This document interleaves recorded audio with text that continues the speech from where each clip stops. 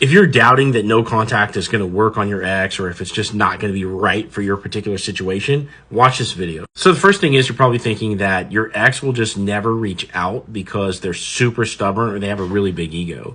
You have to understand that you think that because you're at the bottom of the power dynamic. They pushed you away. They broke up with you. And they did that for a reason. You probably lost your backbone in the relationship.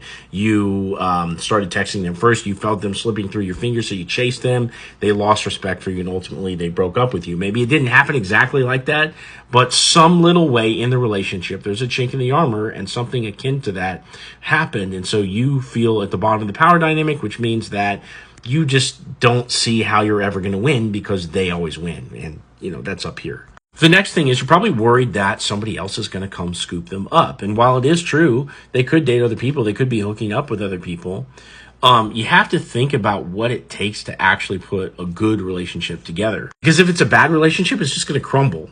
Okay? But what it takes to put a good relationship together is two people getting intentional about what it is that they're looking for, drawing on lessons learned from the past. Okay?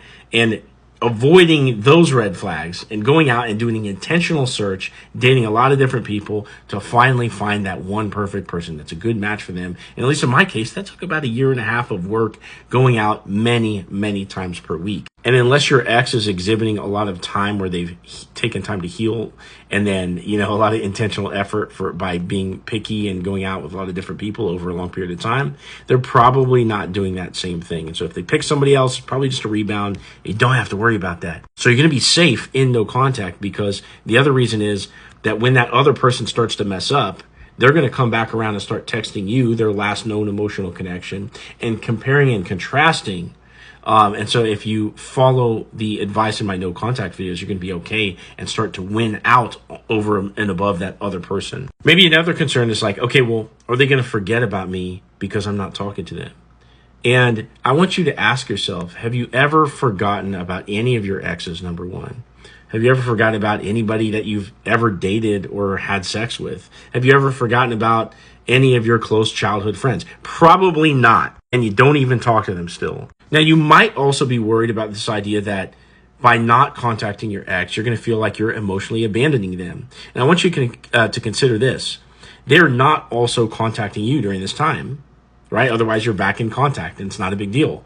So by you withdrawing from them, remember, they've already dumped you. They're not contacting you, okay? And they know all they have to do is lift their pinky finger, and you'll jump right back into that relationship at any time. Believe me, they know that. For more advice on how to get your ex back, follow me.